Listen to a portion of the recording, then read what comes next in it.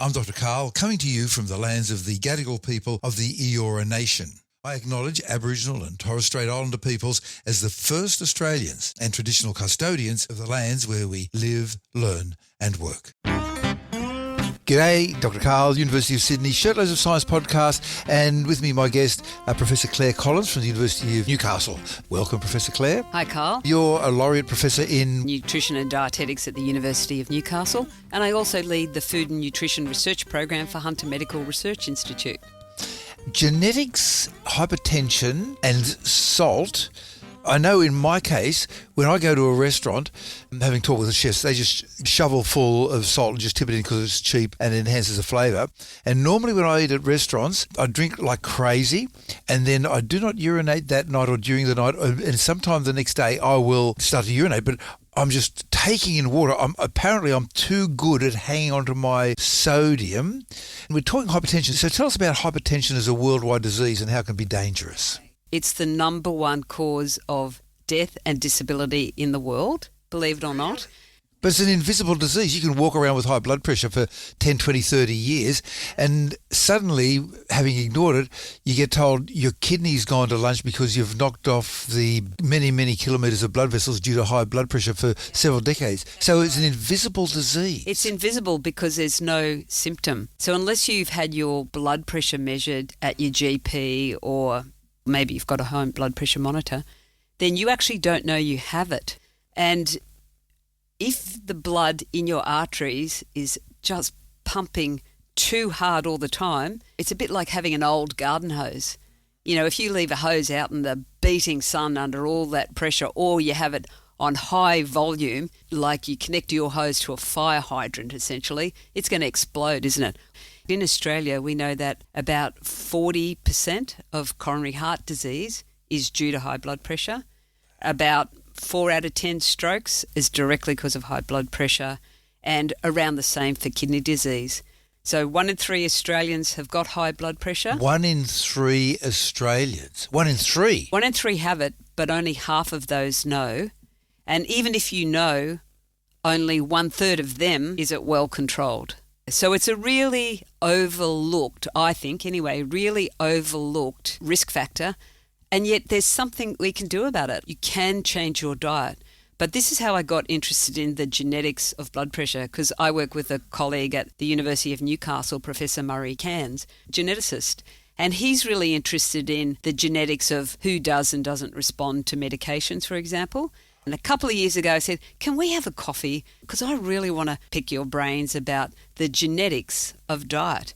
We worked out that we could test this hypothesis of whether or not the genetics of salt, so sodium and potassium, 2 key electrolytes in your blood that relate to blood pressure, whether the digestion and absorption pathways for those, the genetics of that could explain any variation in blood pressure. So your genetics would control how you have blood pressure and how you respond to medication for it, and also your sensitivity. And diet, and how you respond to sodium and potassium in your food. So a conversation, and then 2 years later, we published this most wonderful paper proving our hypothesis nutted out over a cup of coffee. I've got the paper here. It's called Using Genetics to Inform Interventions Related to Sodium and Potassium in Hypertension, which affects 1.3 billion out of the 8 billion worldwide and is an invisible disease. When you talk about how different people respond, my memory is that 10% of people cannot get any benefit from codeine. For the remaining 90% of us, your body converts it into morphine. And so that's just a simple example of how different we are. So how big a sample of people did you look at? 10 or 100 or 1,000? No, we looked at nearly 400,000 in fact. Wow. So this is why it takes so long.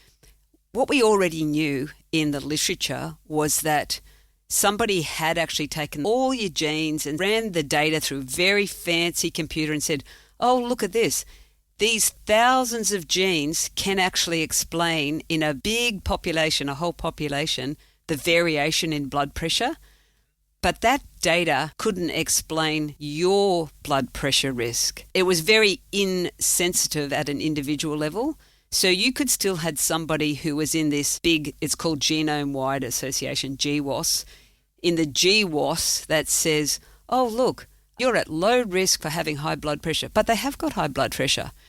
So what we wanted to do was only look at the genes where you could do an intervention.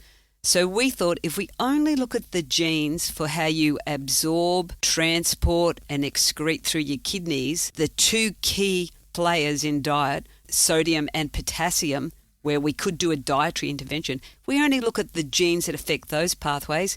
Can we find your risk? You can, and we did, essentially. Wow. First of all, you've got to work out, well, what are those genes? Because we've got about 20,000 genes. Which ones do you go for? So you have to do that in a population that you're then not going to go and test the relationship between diet and blood pressure. And the reason you do that, we use the UK Biobank in our test. But if we had have created it's called a pharmacogenic enrichment score, if we had have created that in the UK Biobank people, that would be like getting a classroom full of kids and saying, hey kids, can you help me work out the questions in an intelligence test? And then testing the whole school, but those kids already know the answers. So first of all, we had to develop the test in an independent population, and we used a different population from the USA. So now we know the genes to look for. Then we tested that in this UK Biobank. And in the UK Biobank, there ended up being, by the time we looked at everybody with no missing data, we've got this number around the 300,000, and about 65,000 of them were on medication already for high blood pressure. Yep. So we're able to do the test with and without them and just in them. The strongest results came for transport of sodium. So we then got everybody's gene results and put them into different groups. We got the bottom 20% who it's not going to matter one iota, probably like you can eat all the sodium you want and it's not going to do anything to your blood pressure. Then we got the top group who are just too efficient at transporting sodium and it's staying in their blood, that's attracting water and that's pushing their blood pressure through the roof. When we accounted for how much salt they were eating, this group who are just too efficient and too responsive in terms of transport, their systolic blood pressure, that's the big number that pushes all your blood out around the body, it was 40% higher than the ones who can just kick back, eat all the salt they want. It's not going to make a single bit of difference. Really? So there are some people who are uniquely sensitive. I have known that I don't urinate after a really big salty meal, but I haven't measured my blood pressure. You should do I that, I should do that as my next experiment. There was a massively bigger difference. So what that means is we've identified people who are likely to get a major benefit if they reduce their sodium and increase their potassium. Let me tell you a little bit more about sodium and potassium in food.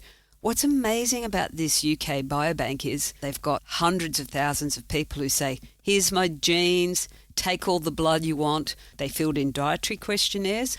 But a marker of your salt intake is how much salt is in your urine and how much sodium, how much potassium. We had the people, the 300,000, who had also handed over a urine sample.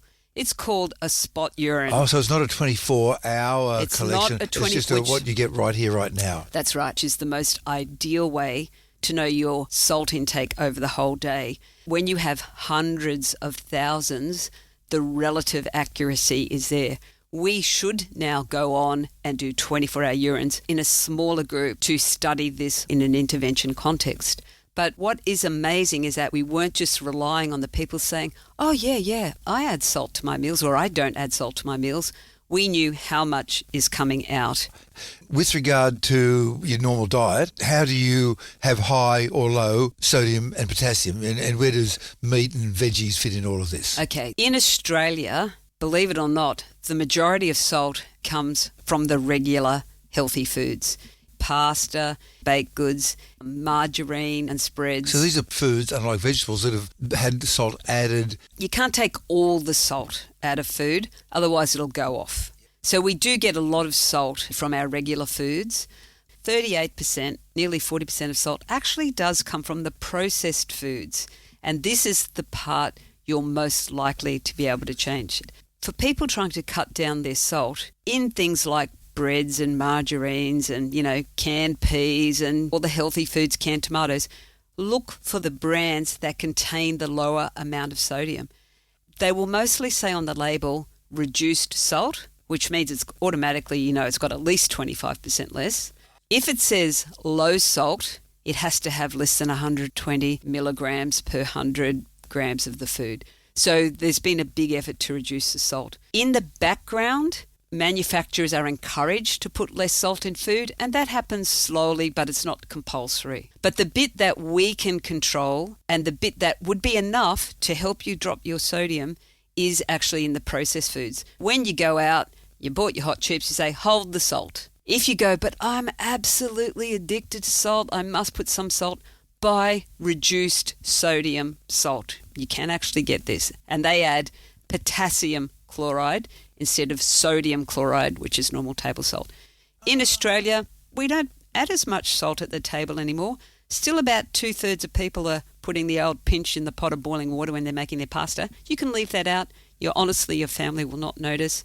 And only about 1/3 of Australians now use a salt shaker. So you can hide that, completely hide the salt shaker, and people will not notice, especially if you gradually do that over time.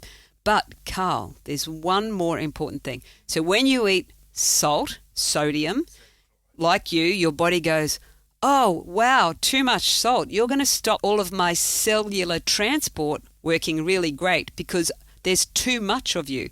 So your body retains water, trying to dilute it. Yeah. So I just drink and drink. It'd be interesting to hear what your blood pressure is because it would be going up. But something that can nuke that effect and kick sodium out of the way, so to speak, metaphorically, is potassium. Sodium is Na+, potassium is K+. So it can compete to stop sodium doing the naughty things that it does in your body. Potassium's really widespread in healthy foods. So it isn't just about cutting down your sodium. It's about getting some competition in there for the sodium by eating potassium. Most people go, oh, that's bananas, isn't it? Well, potassium is actually in all vegetable and fruit, lots of the green leafy ones in particular. Potatoes. Yep. So eating more potassium-rich food gives sodium a run for its money, and eating more potassium-rich foods is often overlooked as being a value.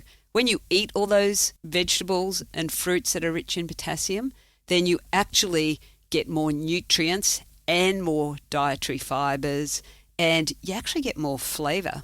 Potassium is found in vegetables, and not everybody eats enough vegetables? Oh, yeah, that's exactly right. Only 3 Australians in 100 eat enough vegetables, which is the 5 serves a day, which is 2.5 cups of cooked. If it was all salad, that'd be 5. And I reckon those 3%, it's probably all my profession, it's probably all the dietitians reading that. So, and then you mentioned a number. So if you're in buying the food off the shelf, the magic number is that the sodium, the Na, should be less than 120 milligrams per 100 grams of food. So, when you turn the cans or the jars over and there's the nutrient column, look for the 100 gram of product column, and it should be less than 120.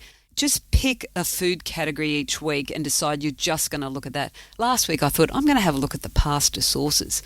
I took a bit longer than I normally would in that aisle. They varied by double the amount of sodium per 100 grams. So I went, oh, okay, I don't normally buy this one. I'm going to buy this one. And it still had all lovely flavours in it, like basil or something like that. So you can make a big difference. There is an app you can buy called the Salt Switch app. Salt Switch app. That's from the George Institute here in Sydney, where you can just scan the label and it'll say, eyes right, look at that product over there. I'm exaggerating, but even without the app, you can compare the labels. But the good news is you can't overdo it if you're eating vegetables and fruit as a way of lowering your sodium and boosting your potassium. Let's just suppose that your DNA has been mapped.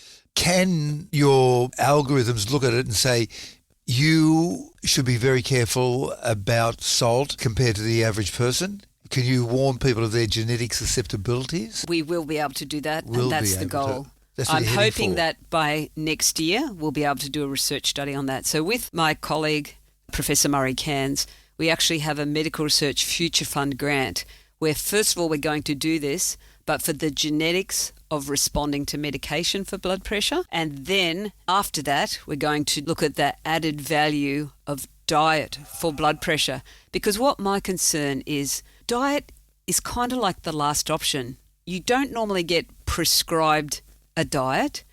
And there are some people who are on 3 medications and their blood pressure is still not well controlled. And they've got the genetics that says their blood pressure will get an improvement if they get this right advice about how to change their diet in specific ways like we're talking about. There's a potential that we could reduce medication burden and improve health by identifying those who'll get this outsized benefit of having a healthy diet that's low in sodium and rich in potassium. It's definitely a known thing that for some people with mild hypertension, you give them your first-line hypertensive drug and everything's fine. But with other people, you have to try one and then another and then another, and you're not really getting a good response. When this research comes to full fruition, hopefully you'll be able to narrow in and say, oh, you need a drug that works via this mechanism, so therefore this hypertensive will be more effective. Absolutely, than and that. that's the study. It's funded by the Medical Research Future Fund, which is why we need medical research, and it's going to compare guideline-directed medication management for hypertension compared to pharmacogenic enrichment score guided drug treatment. Incredibly exciting. I mean, Karl, this is why we have to do science.